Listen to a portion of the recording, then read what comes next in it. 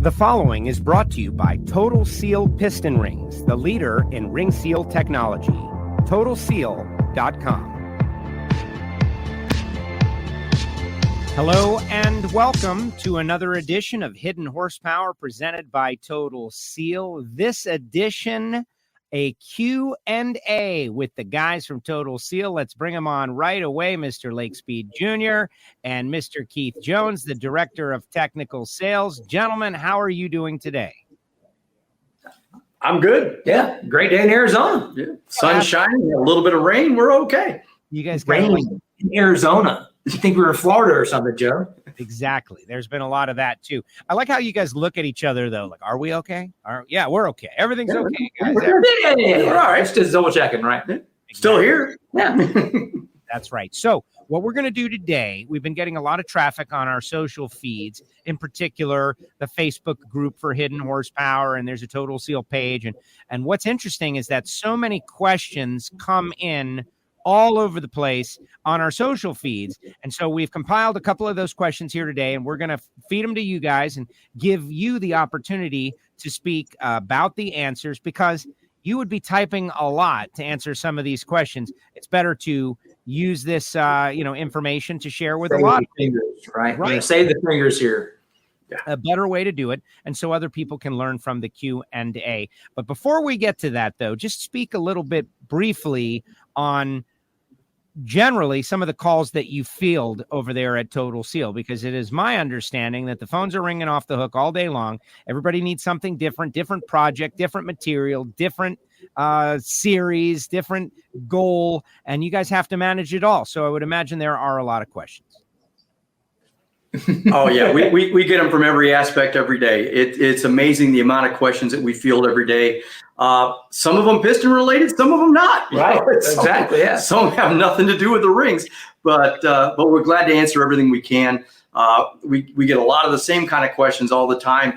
Should I file the rail on the gapless ring? Yes, it needs to be the same as the main ring or larger. Yeah. How do I assemble it? With a lubricant, without a lubricant? Should I use a brake and oil? Should I not use a brake and oil? We get a lot of those, and a lot of the answers to those are posted on our website. They're on our YouTube channel. Got a lot of excellent videos that Mr. Speed has put together and edited. He's done an absolutely outstanding job. So you can get a lot of the answers there. But again, always feel free to reach out to us with your question. We love those questions. We love to give you the answers and know about what it is you're doing. What is your application? What is your specific thing?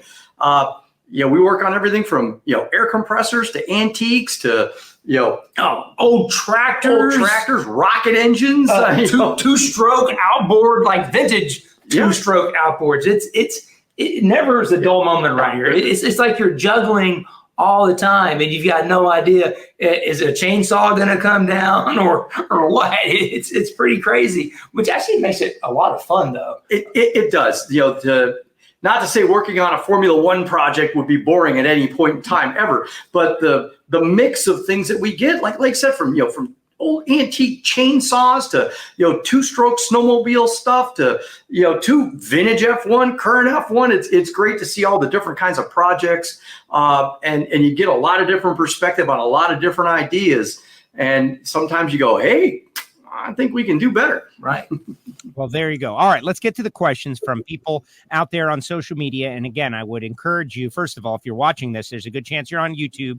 Subscribe, click the bell. But regardless of which social feed you choose to watch on, number one, as we have learned, it's probably good to follow on more than just one, so you can always be connected. And number two, share the show, tell your friends, because this is a resource. All right, so the first question is coming in via, I believe, our Facebook page from Braden. What drives you to produce top quality, high performance parts? What got you into building speed? We'll put that out there to both of you guys. And this is more of a Total Seal mission statement question, which I think is interesting, right? Before you get involved. You're the longest. We're going to let him tell the origin story here. Do it. Before you get involved with the company, you want to know, hey, what's the deal with this company? Why are they doing it? Well, Total Seal started in 1967. It was the brainchild of Joe Moriarty Sr. And, the Moriarty family always being racers. They've always been into performance, always trying to, as we say, make it better, make more power. Quickly started, working on different engine programs, different development. Invented the gapless rings. That actually came out of a rotary engine design that Joe developed in the 60s. Still upstairs. Still upstairs. We got to figure out how to put it back together, but it's sitting up there. And really, that's where the whole thing started. And in the late 80s, they started Total Seal East engine development back in Greenland, New Hampshire, started working on other engine aspects, trying to make the whole package better, started working on natural gas pumps, compressors. But the bottom line is we've always been a performance company. We've always been racers at heart. We'll say that type of like-minded people come together. You come up with a lot of ideas. You come up with a lot of innovation. Sometimes you got to regress to progress. You got to try things that you already tried once you didn't think worked, and then try it again and go, hey, wow, that did work this time. We just missed it the first time. We were always working on it. We've got that mentality where good enough is never good enough. How do we make it better? And that that philosophy and that mentality filters from the top down. Trust me, Matt Hartford's never wanting to make less power. He always wants to go faster. How do we do this better? And that's what really drives us, is how do we make this a better mousetrap, a better piston ring. One of the first phone calls I made when I first came to the company in 97 was to Warren Johnson. Famous person, name gets brought up a lot, but I knew Warren from my GM connections back in those days, and said, what is it you want on a piston ring, Warren? What would you like to have? He said, what? I'd really like to have 8 parts that are actually the same.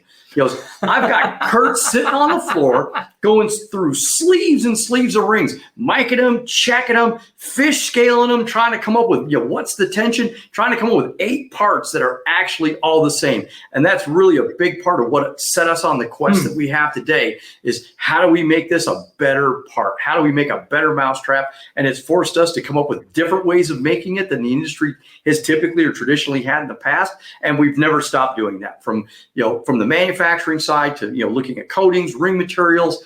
How do we make this better? Cylinder honing. How do we, it's all a package. It's all, it's all got to work together. The piston, the ring, the cylinder, windage in the crankcase, oil sprayers. How do we manage all of these things and come up with so many variables? Exactly. It's almost infinite. And that's what we constantly strive to do.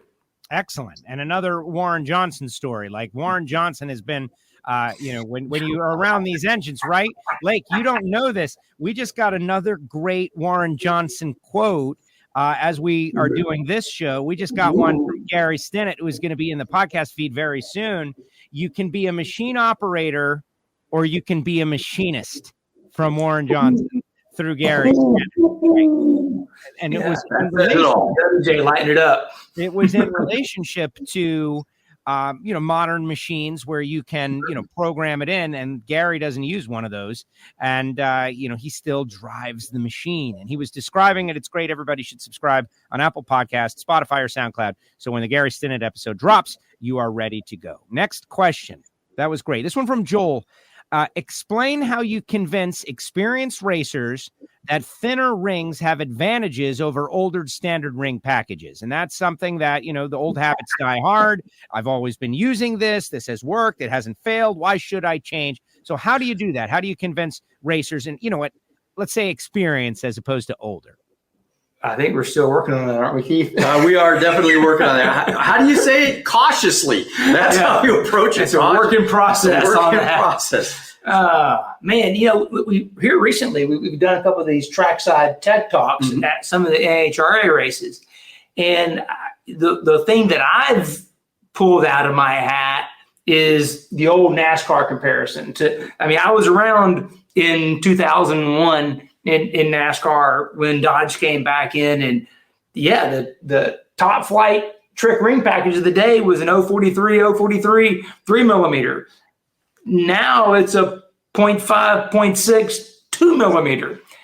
Yet that engine today lives 3 or 4 times longer than the old engine did with the 043 3 millimeter. So I think by relating some of those experiences, that there's not a line you can give somebody that's going to make them think differently. But I think sharing other people's experience, and that's one that I live. I worked in NASCAR. I worked for Joe Gibbs Racing. We developed the oils for these rings and saw what happened when you made soup and not steak. When you looked at it as, hey, as a combination, how do we do it? When you share that story, it does seem to resonate with people. They're like, oh, okay. I see that NASCAR, they don't blow up engines like they used to. And wow, they're running a ring that's half the thickness of what they used to. Maybe there's something to it. And so I think all you can do is plant seeds and then let their own minds work. And sometimes it takes root. Sometimes it doesn't. But ultimately, I just want to throw. I agree with Lake completely. The thing, we can talk to you about it. We can tell you about it. We can, send you all the graphs and the charts and show you all the feedback and the studies that have been done, on frictional losses and wear. But end of the day, talk to your other fellow racers. Talk to the other engine builders, the guys that have tried this stuff, that have run it. Joe, we just talked about the Gary Stinnett episode that's coming down. We talked about some of the 0.7 and 0.6 millimeter rings in there. Like Gary said, hey, it may cost this much more, but look at it. You're getting 3 times the life. So yeah, exactly. End of the day, really it saved you money. Right. But bottom line is ask around. Yep.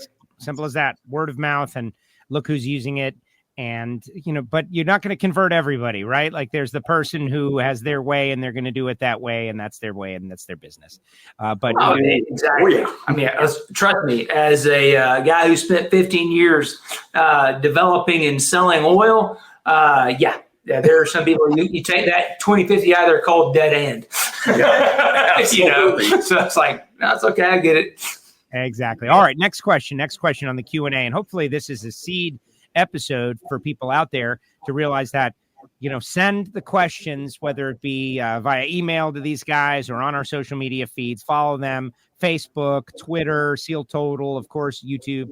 This one coming in from Bryce, though. Bryce says, I like Bryce's question. Piston thickness. He puts the subject out there. How thin is too thin? Sort of the same question. How tight of a ring pack is too tight? Obviously application dependent, but are there a worthwhile benefit to walking that fine line between reduced friction and weight and risk of piston damage, says Bryce.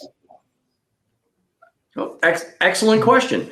The things that you've got to look at are, and again, we're going to go back to Warren Johnson. Yeah. So many times we get, people wanting to compromise the ring package, and that's predicated on a theoretical rod length. So they think they've got to have this, 6 1/4 inch long connecting rod on this short deck block. And, I've got a 900 compression distance on the piston. So I've got to shove all this into this little bag. And it's really the other way around. In Warren's own words, you figure out where the rings need to go on the piston, and then you figure out the rod length. That's it. So don't go the other way around. Don't build the ring package around the rod. You build the rod around the ring. Once the rings are on the piston, they're happy where they're placed. Then you figure out how much connecting rod goes on there. But what kind of dictates where the ring needs to be on the piston is what's commonly known as the B dimension. You want to look at the valve pocket. Mm-hmm. How close can the ring get to the intake pocket and not punch through? Because if it blows a hole through that intake pocket, trust me, it's not another gas port. It will weld the ring up in that land in a heartbeat, because you're putting such hot gases in behind the ring.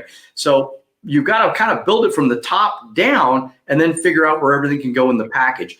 And at that point, now we're going to determine the ring sizes, what it can be, what it can handle, what is the application, how much money do you have to spend. So that's how you have to kind of look at it. But going to top ring location, one of the things, again, there's a lot of theoretical places that the top ring needs to be. Oh, it's a nitrous motor. It's got to be down 400. It's got to be down so far. It's the valve placement. That's what determines. The top ring needs to go on the piston as high as you can get it, as long as it doesn't interfere with the valve pocket. That helps to reduce crevice volume above the ring. Mm-hmm. You're less likely to detonate the engine once we've reduced that volume. So again, it's one of those, give us a call. Let's talk about it. What's the application? Talk to your piston guys. How do they feel about how high we can run the ring safely on the piston? If you take apart some late model engines, you get apart some LSs, look at where the valves are, look at where the rings are on these things. I mean, I've seen late model engines come apart that have the top ring down 150 thousandths. Right. Traditionally they were way further down than that. So we'll say modern thinking's changed quite a bit. And that's one of the cool things about the gas ported ring, Joe, is that I remember talking the gas port ring to Glenn Clements. And first thing he looked at is like, hey, you know what? Whether or not having a gas port in the ring is better than having a gas port in the piston, I like the idea that it gives me real estate. Because that's now I have, back to that B dimension, I have more room to place my valves. Because that's where I can really make a lot of horsepower is by my piston design. And if this gas ported ring gives me more real estate to play with, I'm interested in that. Very cool. Very cool. Great questions. Thank you very much to everybody who has submitted a question. Good job, Bryce, with piston thickness and the way he did it. So great. All right. Next one from David. How is ring end gap determined? Is it only based on ring expansion due to material temperature? And how does boost affect temperature and ring gap? Says David. Good question. Mr. Jones, you're the master of this one. Again, it comes down to what you just said. It comes down to temperature. What's the application? So, again, we have to take a lot of factors into consideration. We have outlines that have been done through experience, through feedback from customers, our own in-house testing, their testing. What can we get away with? How tight we can get it? But at the same time, we've got to look at, let's say a boosted engine. You brought that up. Okay, how much boost? Mm-hmm. And how long are we under boost? Right. Is this street light to street light, or is this a blown marine application that's going to run at 85% load for 2 hours? Right. So there's a lot of considerations: aluminum block, iron block, gasoline, alcohol, E85, right, nitromethane. Mm-hmm. It all comes down to temperature and how long the air-cooled engine, water-cooled engine. Yeah. I mean, there's so many factors. Yeah. So we've got some basic guidelines that are usually pretty safe, but that doesn't mean that's a be-all, end-all. Right. It's a safe place to start, though. And in every total steel ring package, that sheet's in there. When you open the box, it's in there. It's also on the website, too. You can download it. So and that gives you a good place to start. But like as Keith said, it's really that temperature is what you got to think about. If the cylinder's not growing, like you said, the aluminum block, the air-cooled engine, those things are going to grow more. So you can run a little bit tighter gap because the cylinder is going to grow more. But if you've got an iron sleeve and a water-cooled engine, it's not going to open up. That was much. That was one of, actually, next week, I'm dating this show here. Sorry, Joe. At the Engine Performance Expo, because you can watch it on demand at any time, there was an interview with George Bryce. And George talks about that transition of they grew up with the NHRA Pro Stock stuff, motorcycle Pro Stock stuff. It was all air-cooled. Yeah, air-cooled aluminum. And then they went from that to water-cooled. He got a big lesson on end gap because what they did with air-cooled stuff was never going to fly in their water-cooled engine. So, and like I said, the more boost you put to it and how long, all those temperature factors play in. So, check out the Engine Performance Expo. Check out the George Bryce interview that's coming up, and that'll give you a little bit of a real world story. But then, like I said, you can contact us and use resources we have in the packaging and on the website. The other thing I'll touch on real quick is also use your own knowledge. You're the one building the engine. So when you take it apart, keep all the information down, write it down. How much piston to wall? What was my end gap? What's my free gap? Write down that information. The next time you build it, give it a really good look. Take a look at those end gaps. Did I butt anything? Does everything look really, really clean? Be the Caesar. Listen to the dog whisperer. Listen to that engine. It's talking to you. So really, take as much time taking it apart as you did putting it together. Look at everything, and you may see that it's butting. So in your world, it's going to need more end gap next time. Or if you see it's clean, you don't see anything, well, go ahead, tighten it up 2,000s. Build it again, run it again. So pay attention to the parts when you take it apart because they are talking to you. Shameless plug here real quick. That is the beauty of the gapless top ring, though. Yep. We're working on a project right now that in this situation, we've never built it. None of us have ever done this before. So we don't really know what it should be. So we did put a gapless top ring in it. And I put in 8 thou per inch of bore diameter, which is way more than we'll probably need. But guess what? With the gapless top ring, the engine doesn't know it. It's safe. Totally safe. I'm not going to butt the ends because I got so much gap, but I'm also not going to pay a giant price on blow by because I've got this huge gap because it's a gapless ring. So, Ian, it's just there's scenarios like this With that technology, man, it's a lifesaver because now you don't have to sit there and worry about it. It's like, okay, rings are gap, they're done. That's not a concern. We can go on to other things. Fueling and things like that are going to be a bigger concern because you're making a lot of boost. Last thing you want to be worried about is, well, man, how much gap did I put in those rings? How much crankcase pressure am I building? Am I going to blow the rear main seal out of that? Just don't worry about those things. You can utilize the technology that's available to you and prevent some of those problems. Yeah, and this is the place for shameless plugs, by the way. I think that this is where we should be doing it. And Keith, with the Caesar reference, I thought you were going Julius Caesar. Who knew you were Caesar Milan, baby. Dog whisperer, right. It's like be the Caesar. I thought, this guy, right? Emperor of Rome, right? No, he's talking about the dog whisperer. All right, next question. Makes perfect sense. Makes perfect sense to me. Next question, and this will be the final question, unless you guys want to tag it. This is a quick and dirty episode of Hidden Horsepower Q&A. Subscribe on Apple Podcasts, Spotify. New episodes getting ready to drop all the time, and of course our social feeds. Bill has to say, I run an alcohol motor. You said on one of your episodes, I love that he listens, that you're using gapless rings. Does that eliminate the alcohol getting into the oil or reduce the amount that gets in? Also, do you need special pistons to run your thinner rings, says Bill. Well, we'll dive into that one. I mean, yeah, the beauty of the gapless ring is just that. Like Lake alluded to just a moment ago, you can run a big end gap. It doesn't care. It loves it. It's a gapless ring.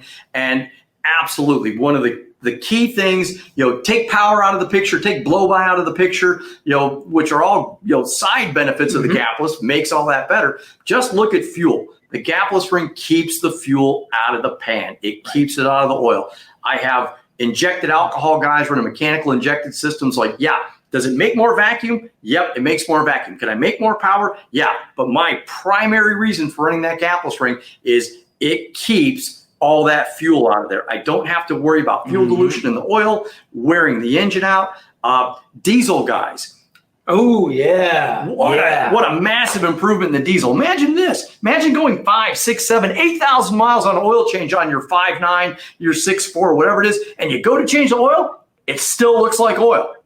Not like tar. Yeah. The beauty of the gapless, it keeps the fuel out of the pan, keeps the heat out, keeps all that contamination out. And, no better person than Lake to speak about, what is that fuel doing to that oil? Right. Oh, exactly. I mean, I knew about the gapless ring from years ago as a kid growing up around it, but I really loved it from an oil perspective for my methanol guys. Everybody that I work with on methanol stuff, I'm like, listen, you need to run this good synthetic oil. And the way you're going to keep that oil alive and not to change it every night is by running a total steel gapless ring. That way you can keep that fuel out of the oil. Let the oil do its job. When the oil is not contaminated, it will provide better protection, which means longer engine life. So, fuel is the enemy of your oil. Full stop, period, end of discussion. The gapless ring is your best friend because it helps prevent contamination of your oil. So, again, really, got us a gapless episode going on here. But these kind of questions kind of lead that direction. Yeah. When you got high fuel dilution, be it soot from the diesel, methanol, it's a great tool in your toolbox to be able to help prevent that. Excellent. Guys, great job as usual. Couple of quick questions for the folks out there. And I know one question always causes more questions, right? People want to go a little bit more deeply. And for people who are seeing this out there, who are working on a project, dreaming up a project, going in a certain direction, if they want to start off by making you guys their first call, what is the best way to get a hold of you? Do just that. Make us the first call. I know a couple of guys have actually reached out to me recently and said, I've been listening to that, heard that on the podcast. And I'm like, this time I'm doing it. I'm going to call you first before I order my pistons. Something little, the radial depths. Yep. Because just because you go buy some good off-the-shelf pistons doesn't mean that the rings that we sell off the shelf will actually fit those ring grooves all the time. Sometimes the machines are cut; they're not machined as deep, so we have to either back cut a ring or you have to have the pistons remachined. So it's a good thing to reach out. The regular tech line number 623-587-7400. You can call us on that anytime from about anywhere in the world, I believe, or the website, totalseal.com. All of our email addresses are on there, and that works really good. I'm an email guy. Send me an email. I'll get to you eventually. I promise. I just got to reiterate with Lake. I mean, we do call everybody back. We email back. We call back. Granted, it's been an insanely busy summer, nothing like anything I've ever seen before. I think I can speak for the entire industry. Yep. But one of the things that we do here is we do call back. We do email back. Be patient. If we don't get right to you, we will get to you. And if for some reason we don't, then reach out again. Hit us again. Hit us again. You never know. Might have got stuck in a spam folder or something. But we will reach out and communicate back with you. We love your questions. We love the comments, positive or negative. We take them all. Oh yeah, it's fun too. Like we said earlier about the variety of things. I mean, just today we got emails on things from old tractors, 2-strokes, nitrous engines, twin turbo blower, some other stuff we wanted to mention that was kind of crazy and cool. So I mean, it's fun. So yes, you got questions, don't hesitate. Reach out to us. We're here to help. We want to help. It makes the day go by. It makes it a lot of fun because as you can probably tell, we kind of like this. We enjoy what we do. And I'm going to throw shameless plug number 2 out. All right. Because Lake mentioned 2-strokes. And this is going to be really kind of the first time I've talked about this. Is everybody knows, I shouldn't say everybody, but a lot of people know about our gas-ported piston rings. We're actually putting the gas channel into the ring. There's a lot of advantages to that. You can check out the YouTube pages, the websites. We've done a lot of articles. But let me tell you, folks, I've recently done some of these for 2-stroke engines. And the feedback, the response, the increase in ring seal, unbelievable. So if you're a 2-stroke person, you need to check it out. It really makes a difference. And we can gas port their existing ring. Absolutely. Right. So even if it's a size we don't even have, or it's a weird design, I know one of them was some kind of weird. Oh yeah, it was a half keystone. You're like, yeah, we can fix that up. Yeah. How about that? Gentlemen, excellent job answering the questions of the world about ring seal and increasing all of our knowledge. I thank you so much. Again, everybody, we encourage you to check out Hidden Horsepower. You can find it at totalseal.com. We just lost the guys, and I guess the timing is absolutely perfect. They just disappeared, and that makes perfect sense. My name's Joe Costello. You can get me on Instagram and Twitter, WFO Joe. I also work there on the NHRA Tour and do a podcast called WFO Radio. I really appreciate your questions on all of our Total Seal feeds. Keep them coming. We appreciate you guys, and we'll see you next time on Hidden Horsepower, presented by Total Seal.